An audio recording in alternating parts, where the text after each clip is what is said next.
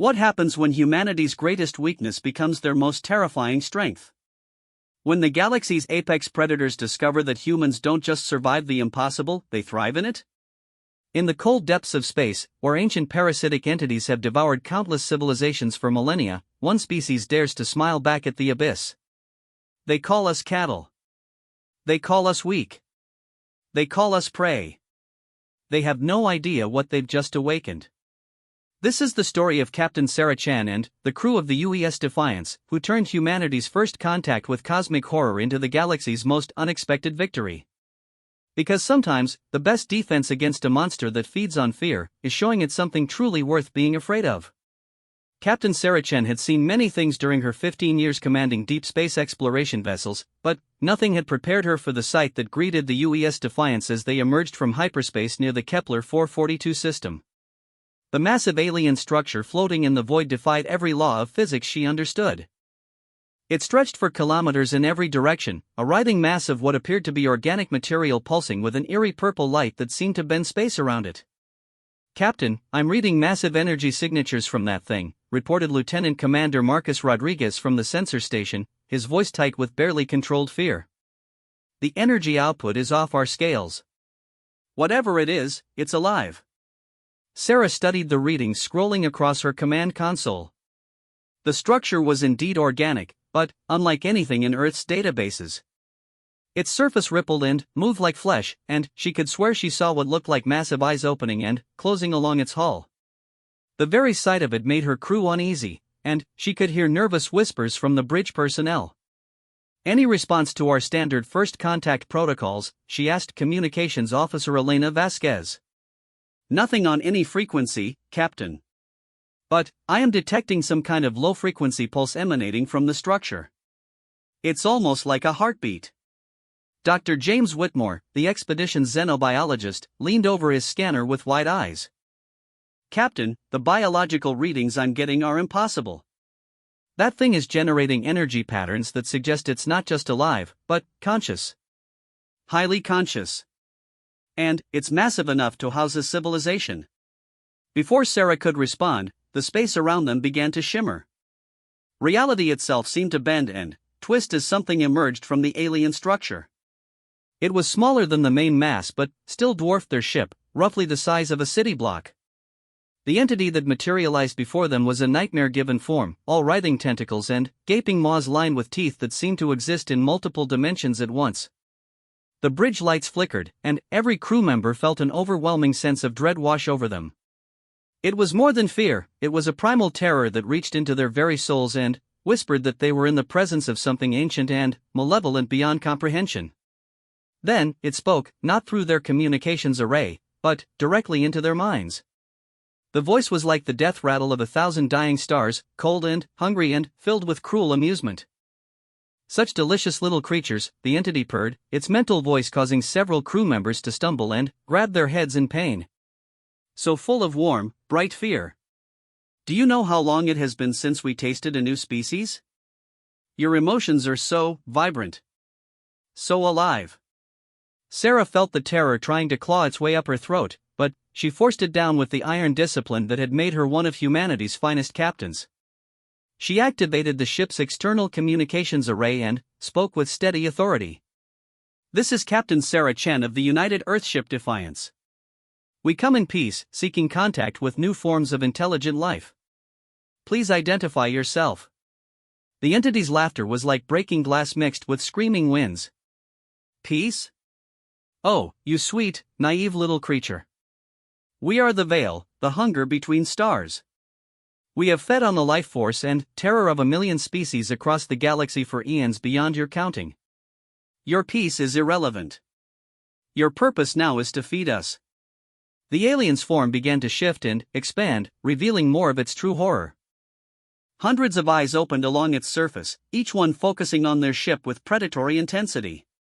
"We will drain every drop of fear from your bodies, consume every spark of hope in your hearts, and leave you empty husks drifting in the void. But first, we will savor your terror. We will make you experience every nightmare your species has ever dreamed." Dr. Whitmore was frantically scanning the entity while trying to keep his voice steady. "Captain, it's some kind of psychic vampire. It feeds on negative emotions, primarily fear and despair. The readings suggest it can manipulate reality to create psychological torture scenarios. Indeed, the Veil continued, having heard every word through its mental connection. We have fed on the nightmares of the Altarians as their cities burned. We consumed the despair of the Setian Empire as we turned their loved ones against them. We drank deeply of the terror of the vegan collective as we made them watch their children devoured before their eyes. Each species begged for mercy. Each species fell to madness before the end. You will be no different. The space around the Defiance began to shift and warp. The stars disappeared, replaced by a hellscape of twisted metal and screaming voices. The bridge crew found themselves standing not on their familiar deck, but in what appeared to be a nightmarish version of their ship, with walls that bled and corridors that led nowhere. It was an illusion, but one so complete that several crew members began to panic. Hold your positions. Sarah barked, her voice cutting through the terror like a blade. It's not real. Focus on my voice and hold your positions. The Veil's amusement grew stronger. Oh, how delightfully stubborn you are, little captain. But your defiance will only make your eventual breaking more satisfying. Tell us, what is your species' greatest fear? We will start there and work our way down to the bone. Sarah could feel her crew's terror threatening to overwhelm them, but something else was building inside her. Not fear, but something the Veil had never encountered before in its countless millennia of feeding. It was a peculiarly human emotion, born from 10,000 years of refusing to give up in the face of impossible odds. You want to know what humans fear most, she said, and, for the first time, there was something in her voice that made the ancient entity pause. It wasn't submission or terror. It was the sound of someone who had just accepted a challenge.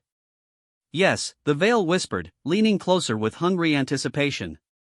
Tell us your deepest terror so we may feast upon it. Sarah smiled, and it was not a pleasant expression. It was the smile of a species that had climbed to the top of the food chain on a planet full of creatures bigger, stronger, and faster than themselves through sheer bloody-minded stubbornness. It was the smile of apes who had looked at the hostile universe and decided to explore it anyway. Our greatest fear, she said slowly, is dying bored. The Veil paused, confusion rippling through its psychic presence. This was not the response it had expected. Where was the terror? Where was the despair that should be flooding from these creatures? Bored, it repeated, uncertain for the first time in millennia. That's right, Sarah continued, her voice growing stronger as she felt her crew rallying behind her.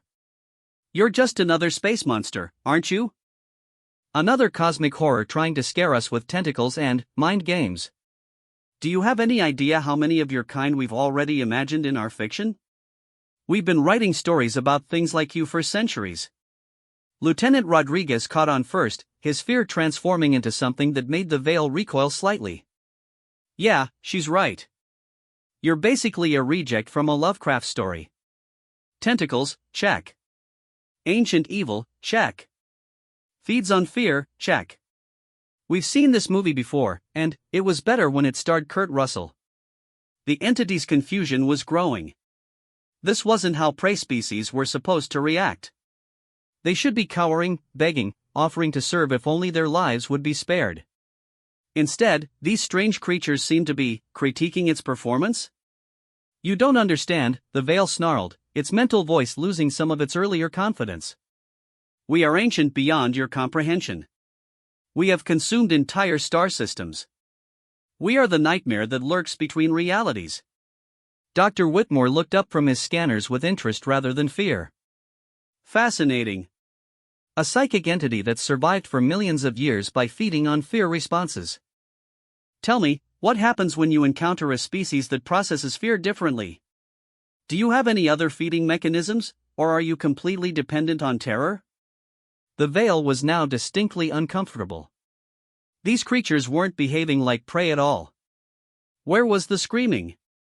Where was the madness? Instead, they seemed to be treating this like some kind of scientific expedition. Captain, Communications Officer Vasquez called out, I'm detecting several other ships approaching. Looks like we're not the first species this thing has tried to intimidate today. Sarah nodded, her smile growing wider. Well then, looks like we have an audience. Let's give them a show they'll remember. She activated the ship's external speakers and addressed the approaching vessels. Attention unknown ships, this is Captain Sarah Chen of the United Earthship Defiance. We're currently dealing with what appears to be a cosmic horror that feeds on fear. Stand by for demonstration of proper human response to such entities. The Veil was beginning to panic as it realized its usual tactics weren't working. It reached deeper into its psychic arsenal, projecting images of Earth burning, of human cities in ruins, of everything these creatures held dear being destroyed. But, instead of terror, it felt something else coming from the humans. Something that made its ancient consciousness recoil in genuine fear. They were getting angry. "Oh, now you've done it," Sarah said, her voice dropping to a dangerous whisper. "You just threatened Earth. That was a mistake." She turned to her crew, and her eyes blazed with the fury of a species that had fought its way up from the caves and refused to be intimidated by anything the universe could throw at them. "All hands, this is your captain speaking. We have a confirmed hostile entity that has just threatened our home world. You know what that means." The response from her crew was immediate and unified. "Yes, ma'am." The Veil felt something it had never experienced in its eons of existence. For the first time since it had begun feeding on the terror of lesser species, it was afraid. These creatures weren't just unafraid of it, they were actively preparing to fight back. And there was something about their emotional resonance, something about the way their minds worked, that made it difficult for the entity to maintain its psychic grip on reality. "Impossible," it whispered, its mental voice now tinged with uncertainty. "All species fear us. All species submit. You cannot be different. You will break, just like all the others." "Yeah, here's the thing about humans," Sarah said, standing up from her command chair and facing the cosmic horror with absolute fearlessness. "We're really, really bad at knowing when we're supposed to give up. It's kind of our thing." As if to prove her point, the bridge crew began preparing for combat with the casual efficiency of professionals who dealt with the impossible on a daily basis. They weren't cowering or begging for mercy. They were loading weapons, reinforcing shields, and planning attack strategies against a being that had devoured entire civilizations. The Veil was beginning to understand that it had made a terrible mistake. These weren't prey animals. These were predators. And, for the first time in millions of years, it was the one being hunted.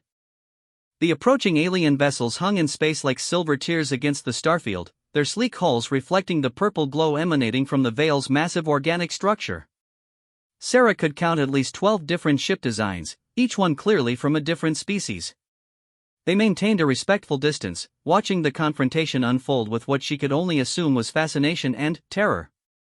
"Captain," Elena called from her communications station, "I'm receiving multiple transmissions from those ships.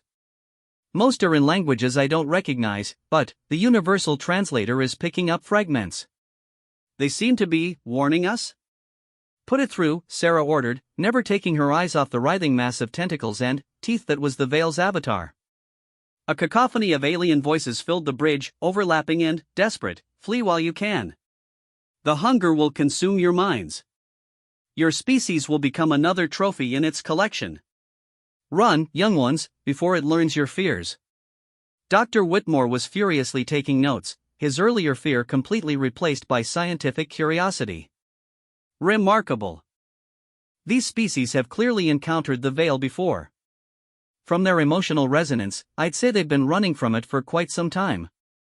The Veil's mental laughter returned, though it sounded forced now. "Yes, listen to the wise survivors, little humans. They know what awaits those who dare oppose us. The Korthani Empire once boasted 10,000 worlds. Now they flee in a handful of ships, their minds broken by the horrors we showed them. The crystalline Nexari were the galaxy's greatest telepaths until we taught them true fear. Now they can barely maintain cohesive thought." One of the alien transmissions came through clearer than the rest, translated by their AI into crisp English. It was a feminine voice, filled with ancient sadness. "Unknown vessels, I am Vessel Commander Zara of the last Altarian ship. We have fled from this entity for 300 of your years. It destroyed our homeworld, consumed our people's hope until they chose death over continued existence. Please, do not attempt combat. It has powers beyond your understanding. Sarah activated her external communications and responded directly to the Eltarian commander. Vessel Commander Zara, this is Captain Chen. I appreciate the warning, but I'm afraid we're going to have to respectfully decline your advice. You don't understand. Zara's voice cracked with desperation. It doesn't just kill. It makes you watch as everything you love is twisted into nightmare. It feeds on your anguish until you beg for oblivion. Your species is too young, too inexperienced. You cannot comprehend what you face. The Veil's attention shifted between the human ship and its usual victims, confused by the dynamic it was witnessing. Normally, previous prey species would encourage newcomers to submit quickly to minimize suffering. This extended conversation was unprecedented. Tell them, the Veil commanded, focusing its psychic pressure on the alien fleet. Tell them how we peeled away your sanity layer by layer. How we made you relive your worst memories until they became more real than reality itself. Make them understand their fate. But something unexpected was happening among the alien survivors. Sarah could see it in the way their ship's energy signatures were shifting, becoming less erratic and fearful. Her crew's refusal to submit was having an effect on species that had been running and hiding for centuries. Actually, Dr. Whitmore interrupted, looking up from his readings with excitement. I think I'm beginning to understand something important about our friend here. He addressed the Veil directly. You're not actually as powerful as you pretend to be, are you? You're a psychic parasite that requires fear to maintain your abilities. Without terror to feed on, you're just another large alien with delusions of grandeur.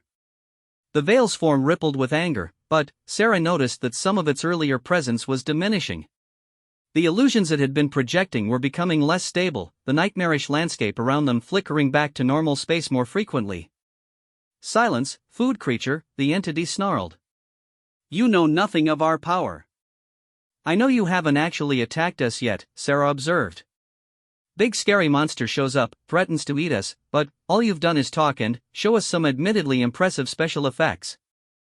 If you could just destroy us outright, you would have done it already. Lieutenant Rodriguez was running tactical scans while the entity was distracted. Captain, I'm detecting massive energy fluctuations in the main structure. It's trying to maintain multiple psychic connections simultaneously, and the power requirements are enormous. The system is showing signs of strain. Chief Engineer Patel's voice came through the comm system from engineering. Captain, I'm seeing something interesting down here. That thing's psychic field is interacting with our quantum processors in unexpected ways. It's actually making our computers work faster. Seems like fear-based psychic energy and human-designed quantum systems don't mix well. Sarah felt a predatory smile cross her face. Interesting. Elena, open a channel to all the alien ships. Channel open, Captain. Attention, survivors of the Veil's attacks. This is Captain Chen speaking. We're going to try something that I suspect none of your species has attempted before. We're going to fight back, and we're going to win. But we need your help.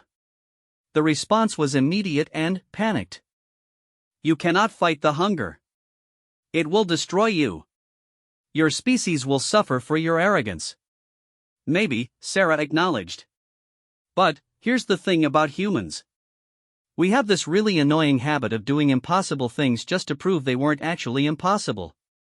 Dr. Whitmore, explain to our new friends what you've discovered. The xenobiologist activated the external speakers. Fellow sapiens, I've been analyzing the Veil's psychic emanations, and I believe it operates on a very specific frequency of terror-based energy.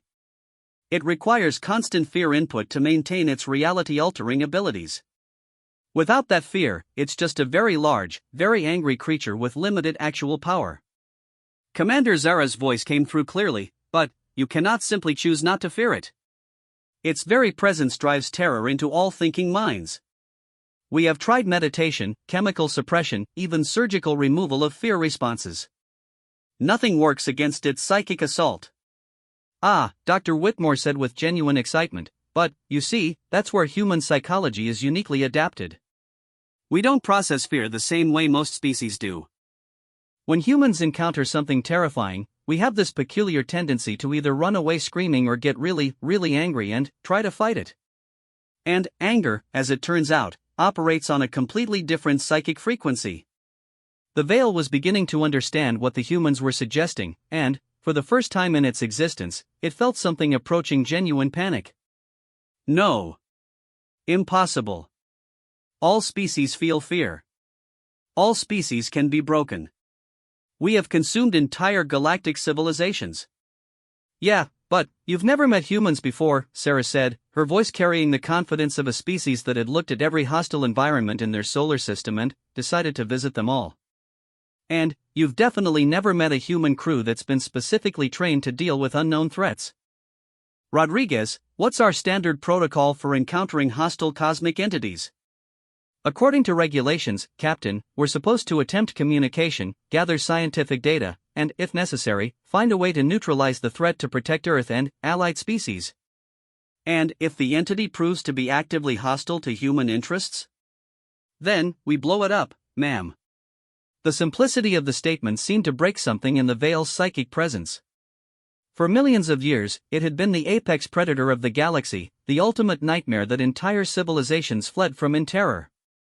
And now it was facing a species that had responded to its threats by essentially saying, okay, but have you considered that we might blow you up instead? You cannot destroy us, the Veil shrieked, its mental voice now tinged with something that sounded suspiciously like fear. We are eternal. We are the hunger between stars. We are scared, Sarah finished quietly. You're scared. And, you know what? That's exactly what we needed to know. She turned to address the alien fleet again. All ships, this is Captain Chen. I want you to listen very carefully. The Veil has spent centuries making you afraid, feeding off your terror, growing stronger while your species grew weaker. But, it's never encountered a species like humans before. We're about to show you something your people have forgotten. What?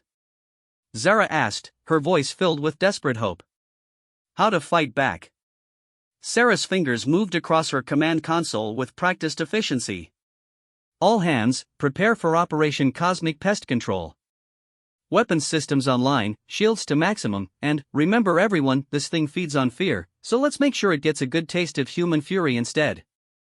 The bridge crew moved with the synchronized precision of a unit that had trained for exactly this type of scenario, because humans were the sort of species that had contingency plans for fighting cosmic horrors. They'd been writing instruction manuals for it since they'd first looked up at the stars and wondered what might be looking back. Tactical analysis complete, Captain, Rodriguez reported. The main structure appears to be vulnerable to sustained energy bombardment. Its psychic field is strongest near the surface, but quantum torpedo detonations at specific frequency intervals should disrupt its concentration. Engineering reports ready for full power operation, came Patel's voice. And, Captain? Whatever that thing's been doing to our computers, it's made them about 40% more efficient. I think its psychic field doesn't interact well with human-designed systems. Outstanding. Elena, record a message to Earth Command. Subject, First Contact Protocol 7, Hostile Cosmic Entity. Begin recording. Recording, Captain. Sarah stood and faced the view screen where the Veil's avatar writhed in increasingly agitated confusion. Earth Command, this is Captain Sarah Chen reporting successful contact with an alien entity designation the Veil. Entity shows clear hostile intent toward human interests and has been terrorizing multiple alien species for centuries. Request is hereby submitted for permission to demonstrate why messing with humans is generally considered a poor life choice. Chen out. The Veil had been listening to every word, and its ancient mind was finally beginning to process the reality of what it was facing. These weren't prey animals. These weren't cowering victims waiting to be consumed. These were a species that had apparently developed specific protocols for fighting cosmic horrors, as if encountering terrifying alien entities was just another Tuesday for them. This is impossible, it whispered, its psychic presence now noticeably weaker. You are just one small ship. We are eternal. We are outnumbered, Sarah said with a grin that would have made a shark proud. Elena, open a channel to all alien vessels. Channel open. Attention, survivors. You've been running from this thing for centuries, and it's made you forget something important. You're not prey. You never were prey. You're sapient species with ships, weapons, and the accumulated knowledge of advanced civilizations. The only reason this thing has been winning is because it convinced you that fighting back was impossible. But we're about to prove that theory wrong. She could see the alien ships beginning to shift their positions, no longer maintaining their fearful distance. For the first time in centuries, the survivors were remembering what they had been before the veil had broken their spirits. Now, Sarah announced, let's show this cosmic bully what happens when it picks on the wrong neighborhood.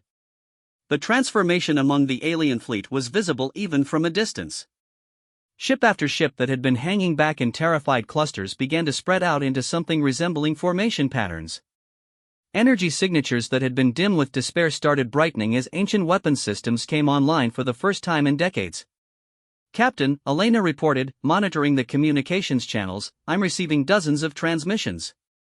The alien ships are starting to coordinate with each other. They're remembering how to fight. Dr. Whitmore looked up from his xenopsychology readings with amazement. The psychic resonance from those ships is changing dramatically. Where before I was detecting pure terror and despair, now I'm reading determination, hope, and something that registers very much like human-style anger. The Veil's avatar was writhing more violently now, its form becoming less stable as its psychic field fluctuated wildly. This cannot be happening. We are the fear between stars. We are the nightmare that consumes hope. You will submit, or we will tear your minds apart. But something had fundamentally shifted in the dynamic. Sarah could feel it through the bridge, a change in the very atmosphere of the confrontation. The Veil was no longer the terrifying apex predator it had been moments before. It was becoming what it had always actually been, a bully that had never been properly challenged. Rodriguez, target the main structure. I want a full tactical assessment. Aye, Captain. Scanning now. The tactical officer's fingers danced across his controls. Multiple energy cores distributed throughout the organic structure. Defensive capabilities appear to be primarily psychic rather than physical. Hull composition is biological but dense, it'll take sustained fire to punch through. Any sign of conventional weapons? Negative, ma'am. This thing appears to rely entirely on fear-based psychological warfare. It's basically a giant space therapist with abandonment issues. Despite the tension of the moment, Sarah had to suppress a chuckle at the description. Trust her crew to reduce a cosmic horror to a mental health diagnosis. Commander Zara's voice crackled through the communications array. Human ship, our sensors are detecting massive psychic energy buildup from the hunger. It's preparing something we've never seen before. I think your resistance has pushed it beyond its normal operating parameters. Good, Sarah replied. When you corner a bully, they usually escalate. The question is whether they're actually capable of backing up their threats, or if they've just been coasting on reputation this whole time. The space around them began to warp again, but this time the effect was different. Instead of the carefully crafted nightmares the Veil had shown them before, reality was bending in chaotic, uncontrolled ways. The entity was throwing everything it had at them in a desperate attempt to reassert dominance. Massive illusions crashed against the Defiance's hull, visions of Earth burning, of their families screaming, of humanity's extinction. But the crew had been prepared for this. They'd trained for psychological warfare, studied the effects of alien mental manipulation, and, most importantly, they'd learned to trust each other more than they trusted their own fears. Contact! Lieutenant Rodriguez called out as something solid slammed into their shields. The Veil has manifested physical appendages from the main structure. They're trying to grab us. Through the view screen, they could see massive tentacles, each one the size of a city block, reaching out from the organic ship to ensnare the Defiance. But the tentacles moved sluggishly, as if the entity was having trouble maintaining physical coherence while also trying to project its psychic attacks. It's overextending itself, Dr. Whitmore observed with scientific fascination. The creature is trying to operate on too many levels simultaneously. Fear-based psychic manipulation, reality alteration, and, now physical manifestation. It's like trying to run too many programs on a computer, everything starts slowing down. Then, let's give it a few more things to think about, Sarah decided. Elena, open channels to all alien vessels. Time to coordinate our first joint military operation. All ships, this is Captain Chen. The Veil is showing signs of strain. It cannot effectively maintain its psychic field while also defending against physical attack. I'm transmitting tactical data to all vessels. If you're willing to fight alongside us, target the energy concentrations Dr. Whitmore is highlighting on your scopes.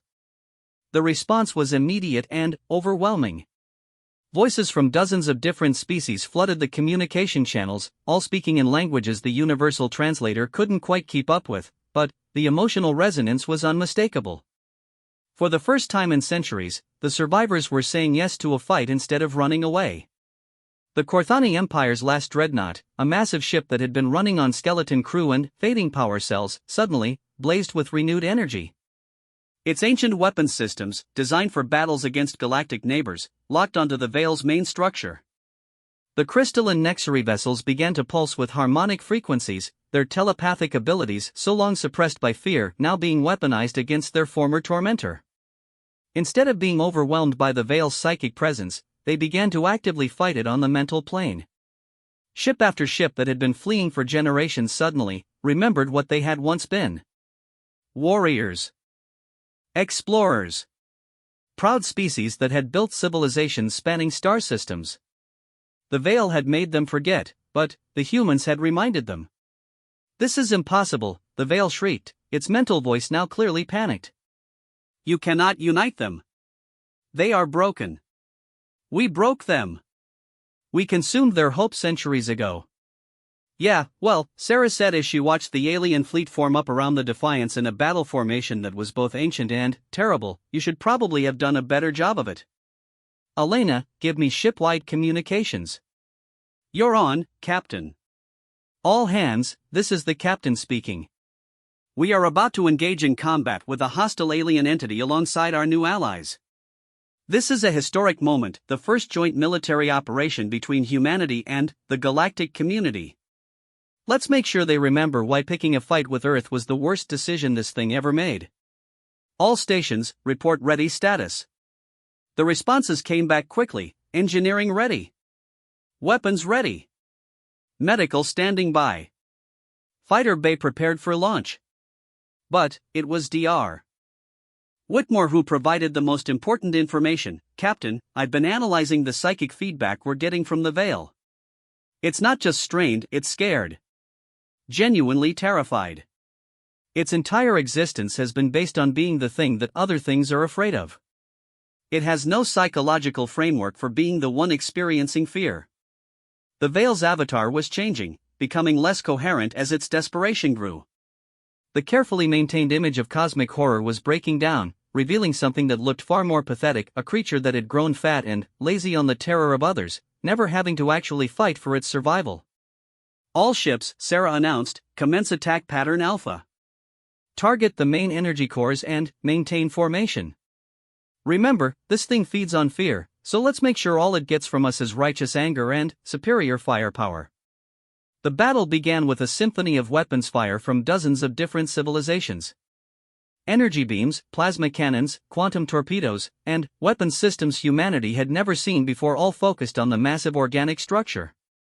The Veil's hull began to burn under the sustained assault, its bioluminescent patterns flickering and dying as critical systems were damaged.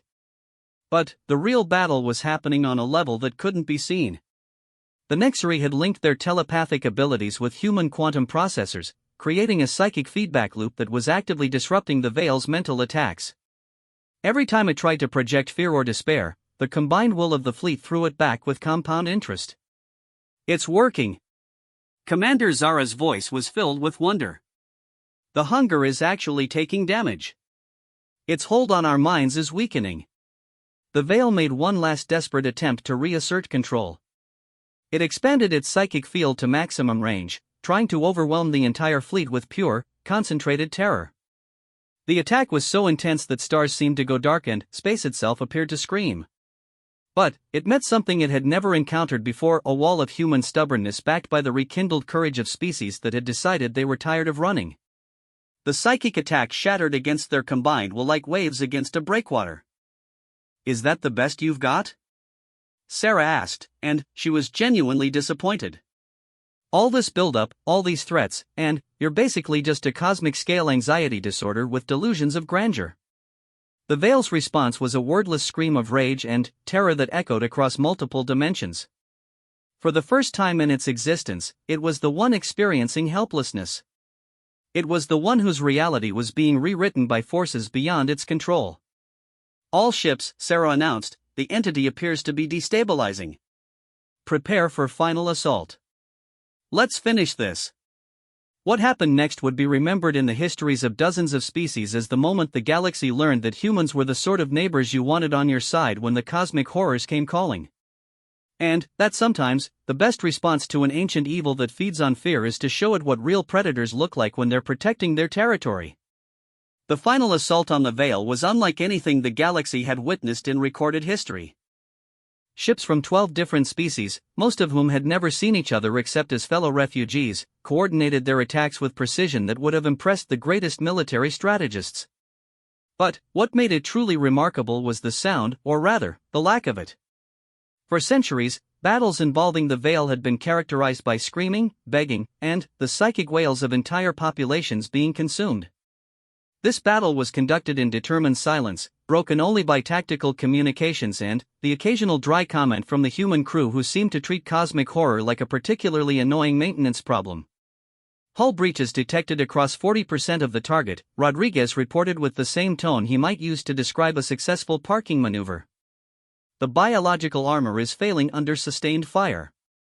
Through the viewscreen, they could see the Veil's massive form writhing as sections of its hull burned away, revealing the internal structure beneath. What they found was both fascinating and disappointing. The entity that had terrorized the galaxy was essentially a massive organic computer, designed for psychic manipulation but poorly adapted for actual combat. It's like finding out the monster under your bed is just a very sophisticated hologram, Dr. Whitmore observed as he analyzed the structural data. Terrifying if you don't know what it is, but once you understand the mechanism, it becomes much less impressive. The alien fleet was discovering the same thing. Weapons that hadn't been fired in anger for generations were proving devastatingly effective against an enemy that had never faced organized resistance. The Corthani dreadnought's antimatter cannons were carving massive gouges in the Veil's hull, while the Nexri ships had figured out how to turn their telepathic abilities into psychic weapons, feeding the entity's own fear back to it in amplified form. "Human Captain," came a transmission from a ship Sarah didn't recognize. "This is Fleet Prime Corax of the Setian survivors. We have not felt hope like this for 300 cycles. How do your people maintain such courage in the face of the impossible?" Sarah considered the question for a moment before responding. "Fleet Prime Corax, the secret isn't that we're particularly brave. It's that we're too stubborn to admit when something is supposed to be impossible. We've been doing impossible things since we figured out how to make fire. Everything else has just been practice." The Veil was becoming increasingly incoherent as its psychic abilities failed. The entity that had once projected itself as the ultimate cosmic horror was now revealing its true nature. It was essentially a parasite that had grown dependent on fear for so long that it had forgotten how to exist without it. "Please," the Veil's mental voice was a whisper now, stripped of all its earlier menace. "You don't understand. Without the fear, without the feeding, I cannot maintain coherence. I will cease to exist." "Yeah," Sarah replied without sympathy, "that's kind of the point. You're a cosmic scale bully who's been terrorizing innocent species for millions of years. This is what we call consequences for your actions." But Dr. Whitmore held up a hand. "Wait, Captain. I'm detecting something interesting. The entity isn't actually native to this reality. It's what we might call a psychic refugee from another dimension where fear-based entities are the norm. It probably doesn't even understand why what it's doing is wrong, it's just following its evolutionary programming." The revelation gave Sarah pause. As a Starfleet officer, she was trained to seek understanding even with hostile entities. But, as a human, she was also deeply irritated by bullies who picked on those weaker than themselves. "Is that supposed to make us feel sorry for you?" she asked the Veil directly. "Because I have to tell you, I'm from a dimension where being a terror-feeding parasite is normal isn't really the compelling defense you might think it is. But, you must understand, the Veil pleaded, its psychic presence flickering like a dying flame. In my realm, this is simply the natural order. Stronger entities consume the fear of weaker ones. It is how we survive, how we grow, how we reproduce. I meant no malice to your kind specifically. Commander Zara's voice cut through the conversation with bitter laughter. No malice? You consumed our children's minds for sport. You turned our lovers into nightmare puppets. You drove entire populations to suicide rather than endure another moment of your attention. The Altarian speaks truth, added Fleet Prime Corax. Your natural order destroyed everything we held dear. Intent is irrelevant when the result is genocide of the spirit. Sarah found herself in the unusual position of moderating a discussion between a cosmic horror and its victims while simultaneously coordinating a military assault. It was, she reflected, exactly the sort of situation that Starfleet Academy really should have included in their command scenarios. Here's the thing, she said, addressing the Veil while monitoring the battle progress. Maybe in your dimension, psychic parasitism is natural. But, you're not in your dimension anymore. You're in ours, and, in our universe, there are rules. One of those rules is that you don't get to traumatize entire civilizations just because it's convenient for your dietary requirements. The Veil's form was becoming more translucent as the sustained assault continued. Its connection to physical reality was weakening as its psychic reserves were exhausted. But, how will I survive? Without fear to sustain me, I will fade into nothingness. That sounds like a you problem, Rodriguez observed from his station. Maybe you should have thought about sustainable food sources before you started genociding entire species. Dr. Whitmore was studying his readings intently. Captain, I'm detecting something unusual. As the entity weakens, it's releasing massive amounts of stored psychic energy. Energy that I think was taken from all the species it's been feeding on for centuries. You mean their stolen fear and despair? More than that. I think it's been storing pieces of their consciousness, their memories, their very life force. And, now that it's dying, all of that is being released back into the local psychic space. The implications hit Sarah immediately. Elena, relay that information to all the alien ships. Tell them their people, their actual people, might be getting a second chance. The response from the alien fleet was immediate and emotional. Ships that had been maintaining formation suddenly broke ranks as crews detected the psychic signatures of lost loved ones, friends, and family members who had been presumed destroyed by the Veil's feeding. The Altarian ship was transmitting what sounded like weeping, not of sorrow, but of overwhelming joy. My sister, Commander Zara's voice was thick with emotion. I can feel my sister's consciousness returning. She's been trapped in that thing for 2 centuries, but she's still herself, still alive in some way. The discovery changed everything. What had begun as a simple military action against a hostile entity was becoming something unprecedented, a rescue mission on a cosmic scale. The Veil hadn't just been feeding on these species, it had been collecting them, storing their consciousness like trophies. This complicates things, Sarah admitted to her crew. We can't just destroy this thing if it means killing millions of trapped souls. Actually, Captain, Dr. Whitmore said with growing excitement, I think we can have both. The entity's death isn't destroying the stored consciousness, it's freeing them. The psychic energy is returning to its original sources. Destroying the Veil completely might be the only way to ensure all the trapped souls are released. The Veil, apparently listening to their conversation, made one last desperate plea. Please, surely we can reach some accommodation. I could feed only on criminals, on the already dying, on those who consent to know, Sarah said firmly, cutting off the entity's bargaining. You had millions of years to figure out a way to coexist peacefully with other species. Instead, you chose to be a cosmic-scale serial killer. There are no negotiated settlements with genocide. She opened communications to the alien fleet. All ships, continue the assault. Our xenobiologist confirms that destroying the entity will free the trapped consciousness of your people. Let's bring them home. The final phase of the battle was both fierce and, strangely moving. As the Veil's physical form collapsed under the sustained assault, waves of psychic energy washed over the alien ships, carrying with them the preserved essence of countless souls who had been trapped for centuries. The communications channels filled with reunion conversations as the freed consciousness made contact with their surviving relatives and friends. But the veil wasn't finished yet. In its death throes, it made one last attempt to take its enemies with it. The massive organic structure began to implode, creating a gravitational anomaly that threatened to drag the entire fleet into whatever dimension the entity had originally come from. All ships, emergency burn.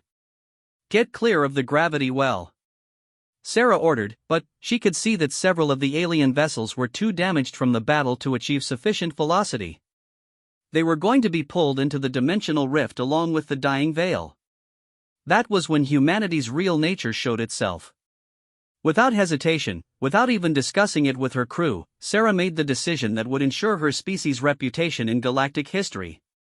Helm, set intercept course for the damaged ships. Tractor beam range, maximum power. Captain, Chief Patel's voice came from engineering. If we extend our tractor beams to pull those ships clear, we won't be able to escape the gravity well ourselves. The power drain will leave us unable to achieve escape velocity. Understood, Chief. Do it anyway. The bridge was silent for a moment as the implications sank in. Then, without fanfare or dramatics, the crew simply went to work. Because sometimes, being human meant choosing to do the right thing even when it was definitely going to get you killed. The UES Defiance positioned itself between the imploding veil and the damaged alien ships with the casual efficiency of a crew that had apparently decided that dying while saving others was just part of their job description. The tractor beams locked onto 3 different vessels, the Altarian command ship, a Korthani destroyer that had lost main power, and what appeared to be a Nexari crystal vessel that was fracturing under the gravitational stress. Tractor beams at maximum extension, reported Chief Patel from engineering. Power drain is significant. We're down to 40% main power and falling. Helm, full reverse thrust, Sarah ordered. Pull those ships clear. The Defiance groaned under the strain as it fought against the dimensional rift's pull while simultaneously dragging 3 ships to safety. Warning lights flashed across the bridge as systems began to overload, but the crew worked with the practiced calm of professionals who had apparently made peace with their situation. Captain, Dr. Whitmore said quietly, I want you to know that from a scientific standpoint, what we've accomplished today will revolutionize our understanding of psychic entities and interdimensional physics. Even if we don't make it out of here, the data we've gathered will save countless lives. Noted, Doctor, Sarah replied. But I'm not ready to write our obituary just yet. Rodriguez, status on the gravity well? Increasing exponentially, Captain. At current rate of expansion, we have approximately 3 minutes before the dimensional boundary becomes impassable. Commander Zara's voice came through the communications array, thick with emotion and desperation. Human ship, release us. You cannot save us all by sacrificing yourselves. Your species is too valuable to lose. Thanks for the concern, Commander, Sarah responded, but we're not planning on being lost. Elena, are you getting any response from Earth Command on that emergency beacon we launched? Negative, Captain. Even if they received it, Earth is too far away to provide assistance in time. But Lieutenant Rodriguez was studying his tactical display with the sort of expression that suggested he was seeing something that didn't quite make sense. Captain, I'm detecting multiple hyperspace signatures approaching from several vectors. Large signatures. Very large. Identify them. I'm not sure, ma'am. They're not matching any known drive signatures in our database, but the quantum resonance patterns suggest they're ships. Big ones. Through the view screen, space began to shimmer as ships began dropping out of hyperspace around them. Not the sleek, familiar lines of human vessels, but massive, organic-looking craft that seemed to blend biology and technology in ways that Earth's engineers had never imagined. But what was truly remarkable was their formation. They were moving to surround the dimensional rift, not to attack or threaten, but to help. Unknown vessels, Sarah broadcast on all frequencies. This is Captain Sarah Chin of the UES Defiance. We are currently conducting rescue operations in a hazardous gravity well. Please maintain safe distance. The response came in perfect English, transmitted on a frequency that seemed to resonate directly with human communication equipment. Captain Chen, this is Elder Navigator THYSS of the Deep Current Alliance. We have been monitoring your battle with the entity you call the Veil. We have come to render assistance. Dr. Whitmore's xenobiology scanners were going crazy.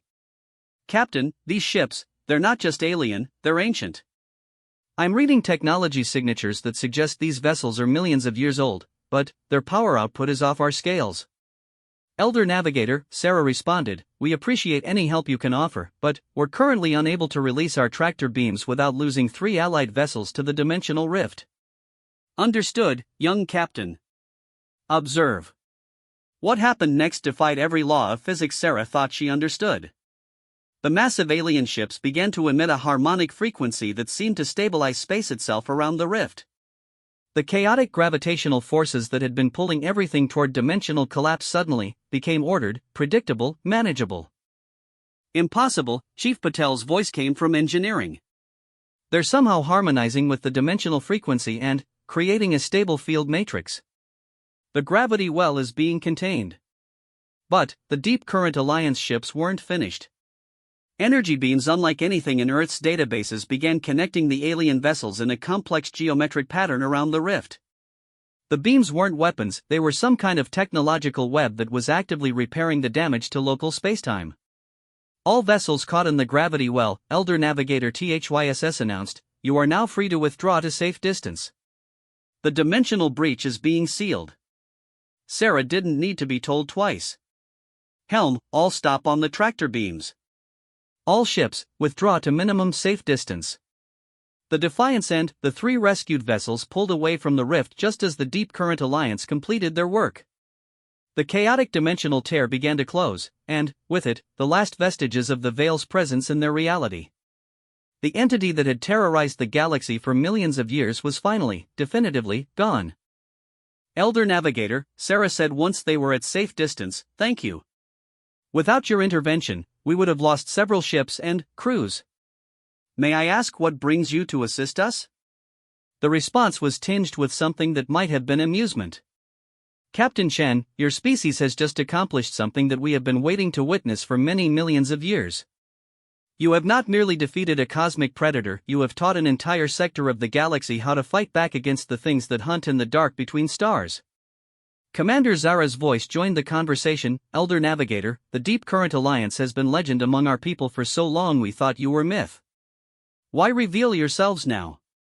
Because, survivors of the Veil's predation, the young humans have demonstrated something we had begun to believe was extinct in this galaxy, the willingness to fight for others at the cost of one's own survival. Such a species deserves to know they are not alone. Dr. Whitmore was practically vibrating with excitement. Sir, are you saying there are other species out there that have been watching us? Waiting for us to prove ourselves worthy of contact? Not just watching, young scientist. The galaxy is full of ancient civilizations that have withdrawn from active participation in galactic affairs because we grew tired of watching younger species destroy themselves through fear and aggression. But, your species has shown us something different. Sarah felt a chill of anticipation. What exactly did we show you? That sometimes, the greatest courage is not the absence of fear, but the decision to act in spite of it for the benefit of others. Your crew chose almost certain death to save species you had just met. That is not the behavior of a predator species or a prey species. That is the behavior of a guardian species. The communications channel was silent for a long moment as the implications sank in. Then, Fleet Prime Corex spoke up, Elder Navigator, what does this mean for our future? The Veil is gone, our people are free, but we have spent so long running that we have forgotten how to live. It means, survivors, that you now have teachers. The humans will show you how to rebuild, how to stand strong, how to face the darkness without losing yourselves to it. And, in return, you will teach them that the galaxy is far larger and more wonderful than they have yet imagined. Elder Navigator THYSS addressed Sarah directly, Captain Chen, your species stands at a crossroads.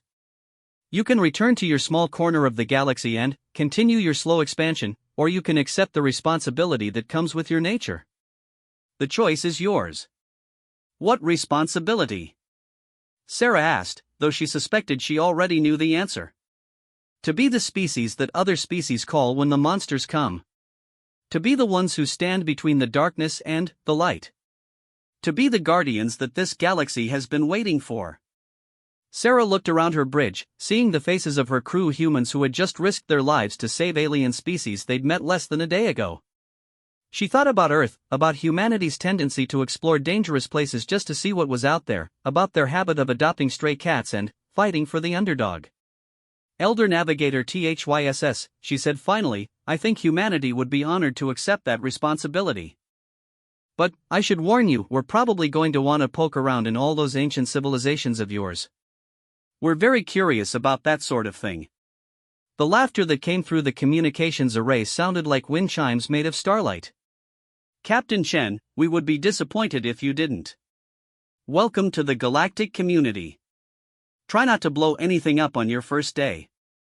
As the various fleets began to disperse, Sarah realized that humanity had just gone from being alone in the universe to being the species that everybody called when they needed someone to fight cosmic horrors.